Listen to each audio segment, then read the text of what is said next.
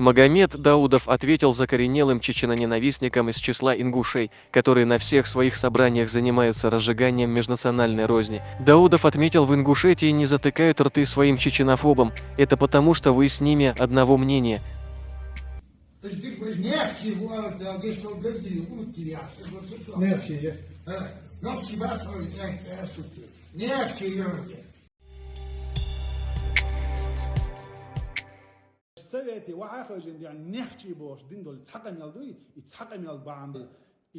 То, что вы позволяли себе, сидя на своих советах, оскорблять чеченский народ, называя нявчи и прочими недостойными именами.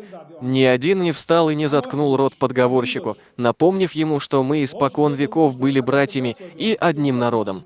Получается, вы придерживаетесь того же мнения, что и этот провокатор. Из-за вашей подлости ни один чеченец не захочет с вами иметь дело.